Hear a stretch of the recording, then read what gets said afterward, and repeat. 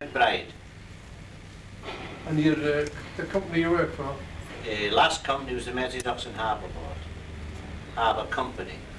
Prior to that at sea from a boy of 14 till 1948.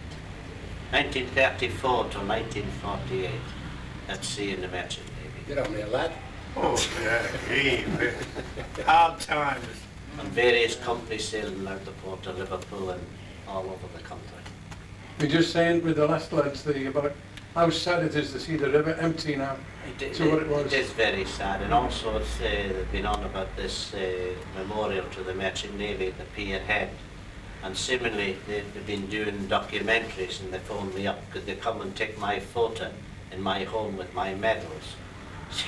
And what did I think about it? Well, I said, I'm all for the memorial being put up at the pier head, but I didn't want my photo splashed over the weekly news. Why not? Not even the sun? So, Page 3.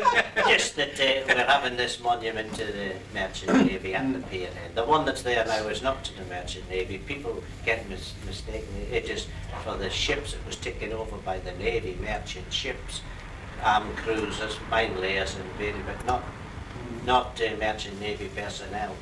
A lot of them were naval personnel. It'd be better if they'd said all the lads who was sunk and survived and they had the pay stop on that day, they should give them the back pay. That'd be a better idea than It would be, but another thing, the Merchant Navy, they were talking about this young reporter asked me, could I remember any of my friends who were lost? I says, it's 50 years ago, dear. I know plenty of people who were lost, but I can't recall their names. That's that I couldn't, if you think back, they're not the spur of the moment. no, that's right. But I still say they should have that memorial there. Oh, I do too, yeah. Did you get saltpeter at all? No, I wasn't myself, but I was done a lot of time. I was up in the Russian convoys. I was stationed in Murmansk for 12 months in a heavy lift ship, and I was across the Atlantic a few times, and I was in the convoy. PQ-17? The one at the, where's Tom Adams, he could help me out in this, the one with the armed cruiser got half. We left Liverpool with 35 ships. That's PQ-17. I'm not sure, anyway, we left, I think we had 35 ships, I forget. And 11? We got in, we had 15 in our convoy when we got in. Oh. A lot went off the North Cape of the bomb, Oh, I see. but we lost a lot of friends in that convoy. You certainly did. Yeah.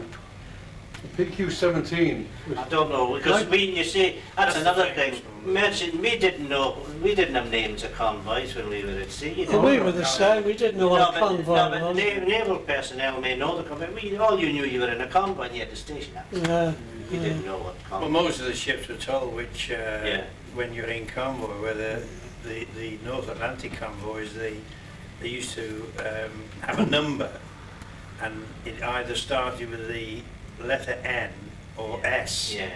And N meant that if you were going across from America, you went north about. Yeah. And if it was S, we were in one convoy coming out of Middlesbrough, it was, and we went as far south as Cape Town before we got up to anywhere near New York. Yeah.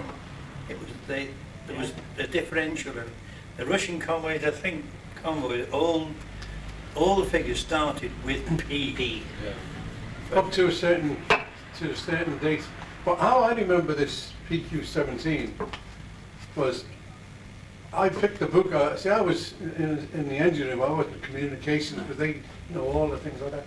But my brother gave me a book, PQ-17, and he said, "Were you on it?" And I said, when I read it, Godfrey Wynne was on it, and he wrote the book, so That's right. that's how I That was the infamous one where the Royal Navy took off because they heard the Sharnos had broken out from Norway, and they left the Tirpitz. The Tirpitz was the one that got out. And when you mentioned 35 ships, there was 35 left in this convoy, and only 11.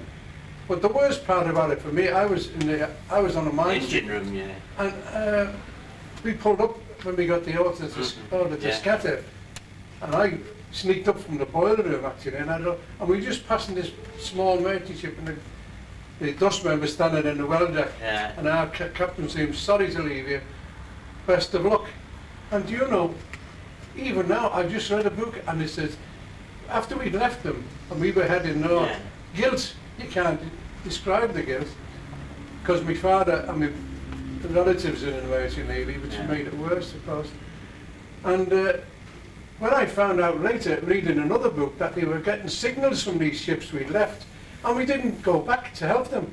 Now, on the way we went to Nova Assembly from these scatter points, Yeah. and if we'd have seen a submarine, or sunk a submarine, we'd have picked up survivors, the German, and yet our lads were signaling for help, for being attacked by Yeah. German bombers, and there was nobody with them. And I said, well, what a bloody carry on, you know. I've got Anyway. a book given to me, you know, at the Battle of the Atlantic. I've got a book with all the Russian convoys, from the start to the finish, all the ships that were in it. That's right. I've You've got got that book, and it gives you all the ships that were sunk, the escorts. It's a very interesting book. Tells you all the ships. You're very quiet, which is unusual. Right. Nobody has asked me to speak. What about Captain Mandel? Are you coming to sit in, Eddie? Well, I don't want to disturb you. Come on, you're up to Come on, Eddie. your turn. That's it. I suppose the worst thing is to ask Neil to start because he never stopped. Thank you. You've only a couple of minutes, gentlemen. Okay. Okay. Come on, Eddie. Give me a seat. He can sit on the floor. You'll have to follow round. Will you, My name's Jim Smith. During the war I was in the Attle line, and for what it's worth, a little story when we were bombed in the Medi. I was third engineer on the Attle Chief, and I'm in the mess room at the time, about 9 o'clock in the evening, and the alarm bells went. So Jim dashes out to go to the boats, and you know the way they had at the end of the alleyway, they had 2 blackout curtains. So you opened one and you got in, and just as I got in, down they both came with the blast from the bomb, and I'm underneath them. I can't get out because they're weighted with sand all round. The rest of the engineers are diving along the alleyway to get to the boats, and they're all walking on them. And one of them said, "Where's the third?" And I heard a voice say, "I think we're walking over it." And somebody else said, "I've always wanted to do that." Lovely. But we survived. I remember we were talking about Jim Crow, which I think everybody who met Jim couldn't help but sort of fall in love with him. He's such a wonderful character, you know. And he always had that twinkle in his eye. Yeah. It was, I think it's part and parcel of being Irish, you know, and he didn't know whether he was telling the truth or not. But he always said to me, he said, one thing that you can never ever be right when you're at sea. He said, I was on a boat once, he said, we loaded cattle in Londonderry, and we were coming into Liverpool, and he said, it was blowing, really was. So he said, those days, he said, I got on the phone at London, in the Ring head office in Liverpool, and I said, it's 4-9, you know, what shall I do? And the Marine Super was on the phone, it wasn't Ronnie Morrison. And he said, Edward Nix. what do you mean, what should you do? He said, well, you know, I've got a full cargo of cattle, they're going to get battered, and once you got to the lorries and the vet was aboard, there was too many dead or broken legs, you have to hide you. And the super said, you sail. He said, okay, you say sail, I'll do, sail. So he said, we got over, fortunately, everything was all right. He said, I went into the office a couple of days later and I saw the super. And I said, what would have happened if there was a complaint by the RSPCA and the company was fined because we sailed in all this bad weather? We said, you'd have been to blame. He said, why? I said, I wouldn't have said it. He said, so do you mean to say, if I didn't sail, I'd have got the sack, and if I didn't, and all the cattle were damaged, I'd have got the sack? Correct, he said. Jim Crow had many yarns to tell. Yeah. I mean, I was shipmates with Jim, well, nearly 50 years. And he told some great yarns. Oh, And the turkeys was the best when he come home with the turkeys. He tell you that one. Oh, yes. Oh, that's right. oh, yeah. coming home with the turkeys, yeah. could you introduce yourself, please? Well, I'm Derek Clulow. I served my time at sea with a firm called Bolton Steamship Company, and ended up with Blue Star and left Blue Star, and I came on the Manchester Ship Canal as a pilot the last 34 years. and I spent 10 years at sea. But, I was fortunate in the fact that I would think that all these gentlemen served from 39 to 45, and I only served from 44 to 45, so I It's just the look of the draw, isn't it? yeah, I I mean, consider When were you in the Blue Star, then? from 52 to 54. I say with it. What chips were you in there then? I did a couple of trips on the Paraguay Star and the Brazil Star, then I went on the Royal Star because I'm fed up with going to South America, and I wanted to see Canada and all that on the West Coast, yeah. and then Aussie again.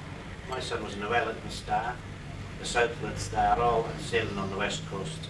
They were beautiful ships, had the finest funnel in the fleet, and you had the worst food.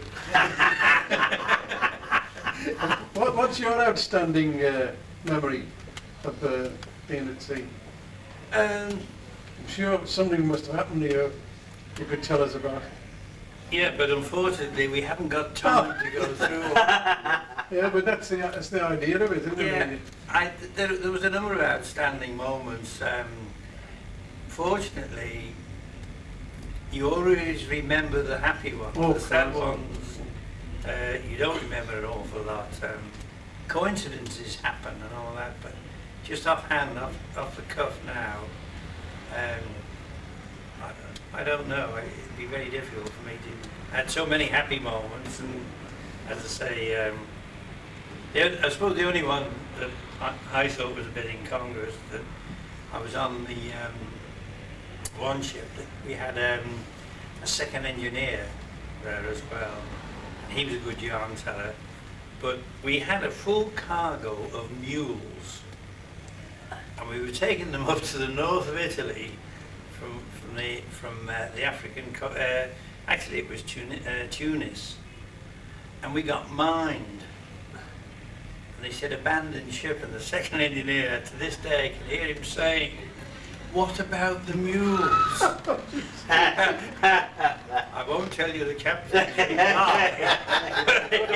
Yes. You're on camera, be By the careful. time, One at a time or all together?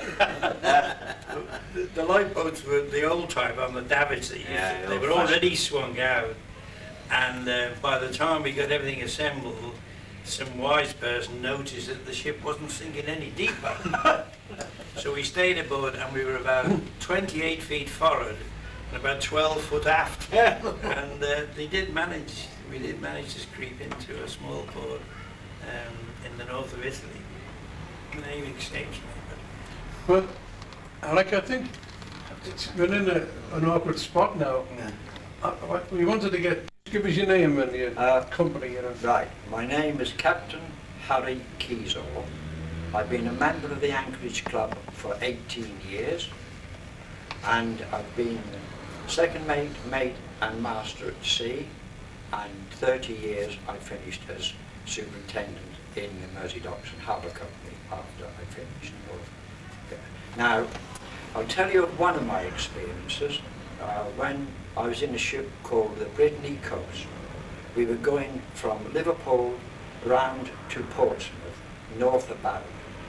We had to call in a place called Lough on the west coast of Scotland, which was a deep water lock where all the convoys congregated there before going across the Atlantic or going round the coast. It was manned by naval ratings. When we arrived in Lough, we had 2 days to wait, and eventually we left with the convoy. We were Vice Commodore, and we had on a naval rating and 2 additional sailors. And in the meantime, whilst we were there, they fitted us with one of these barrage balloons, which we all left with. It was attached to the mast, and they had a reel on the winch, and you could. So off we go, north about, round Cape Wrath, all flying these barrage balloons. About halfway through the Pentland Firth, a gale came up, and of course down came the barrage balloons, round the mast, on the deck, and everything. So eventually we got rid of those. We sailed round, and the convoy was about 12 ships and 3 destroyers. escorting us round the coast. The first experience we had with the enemy were when we were abeam of Peterhead. The enemy had been dive bombing the prison at Peterhead. I don't know what they thought was going to be there, and they attacked our convoy. Luckily, we survived that, all of us. The 3 naval vessels got rid of the planes at the time. We carried on further down the coast, and the next worst experience we had was, it was a Sunday afternoon, about 1500 hours. We were going through the Straits of Dover. I was second mate, and I was up on the bridge, and the engineer said to me, Harry, he said, can you see all those silver streaks in the sky? So he looked up, and lo and behold, we were attacked wholesale by planes. Now, on the cliffs at the time, we had our radio going. There was the commentator at the time called Richard Dimbleby. He was a war correspondent, and he was actually watching us being attacked in this particular convoy, which is true. And he was broadcasting it to the nation, and we could hear it coming through on the radio. He was saying how the ships were being attacked and so and so. Anyhow, in the short time that this took place, we lost. We were down to 2 ships when it finished, and 1 destroyer. We picked up the survivors. We managed to get through it all right, but we had engine trouble due to the bombs dropping round us. We picked up the survivors of the Norwegian ship that was astern of us, and we took them into Dover. We likewise did repairs in Dover, and in 2 days' time we sailed on our own then to complete our voyage, which was round to Portsmouth. Now, out of that convoy which left, there's about 3 of us and 1 destroyer left out of that convoy, which left Lockheed on the way round the coast at that particular time. That's just one of the incidents that happened to me. The losses were astronomical, weren't they? They were, the losses were, Terrible. because, I mean, in that short time really, and the panic, we had about 7 ships with us then, and 3 destroyers, and we were down to 2 ships. We were 1, another ship, and 1 destroyer, and that was the complete load. We just went down that way. The weather itself around the north of Scotland is bad enough hazard, isn't it? Pentland Firth's Well, a the place, weather isn't around the it? Pentland Firth, and especially if the convoys, you used to go the speed of the slowest vessel. And if the slowest vessel was 9 knots, there's no open devil of you going through the Pentland Firth with the tide against you, because you just wouldn't make headway whatsoever. And I've had many a terrible experience with the Pentland Firth. We've lost our hatches, we've had wire reels ripped off the deck in the gale, and a massive Norwegian tanker, brand new one, just right up on the Pentland Skerries. And funny enough, if I can tell you that quickly, about 5 years afterwards, I joined the Merchant Docks and Harbour Company. I was in the Marine and Dredging section, and we had an order that we were to dig a deep passage from the old Canada lock that was, before they built the new lantern, and into the Brocklebank graving dock. They were bringing a tanker down from Scotland, which they refloated off the Pentland Skerries. And funny enough, it was this tanker. And they got her into the Brocklebank graving dock, examined her, and found that the damage was too great, that they just refloated again and towed her away for scrap.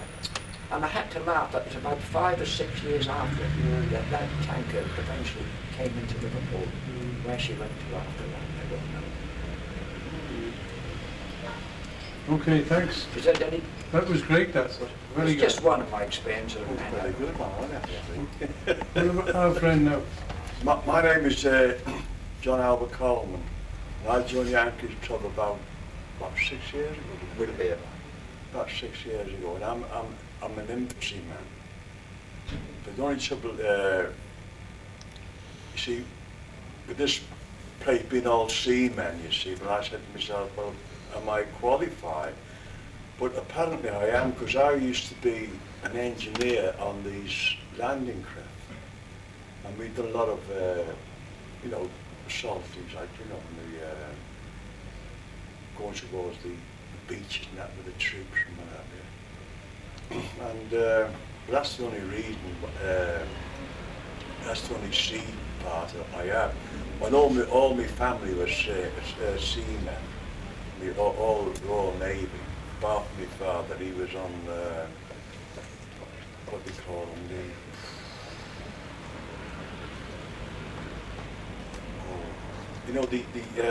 these minesweepers. Yes, I He know. was on a minesweepers. And he used to say to me, he said the Navy was the best thing, you see. So I came over to Renshaw Street when I was a young kid, you see, about 16. And he said to me, he said, right, he said, no problem, you can go in the Navy. So when I was 17, he said to me, he said, right, go to medical and what have you, you see. So I'd done the medical and I passed it. And then I went back to the Navy place there and he said, there's no vacancies. I said, you must be joking. So the other two brothers were still away, you see, at sea, and they came back. And he said, are you on your Navy? I said, no, so I've been banged in the army. So I went from there, you see. Then I got this job, well, it was he said like he'd go in the landing craft. I said, no, not like it would be lovely, that, so I'll get back to the sea, so we've done that. But we had a few skirmishes like air raids and what have you, but other than that it was quite reasonable, you know. Yeah, but in some invasions, the landing craft bore the brunt. Well, we did, I know that. I mean, the direct hits as he topped the ramp. I know. It couldn't have been very that was nice. another point there, yes. But it wasn't too bad, really, you know.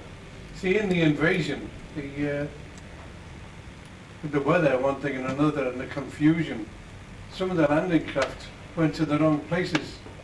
And when Well, I agree with you there, yes. the landing Yeah. ships, the LSTs, the That's right, tanks, yeah. I mean, The tank landing craft. the chap told me, he said they lowered the ramp. The Yeah. first tank was ordered out, and it just disappeared under the Yeah, but water. I was on the troopers, you know, Yeah. the small ones. You Oh, just see, get I was- landed up the, Mm. But Yeah. it wasn't too bad, really. Well, no, we lost a few men, but I mean, that's it, that's war, isn't it? Oh, that's terrible. Well, your father on minesweepers, can you remember the name of one? Oh, I couldn't tell No. you. He's dead now. Because I was on nothing else all through the war, of minesweepers. Yeah. Okay then, Thank you very much. thank you very much.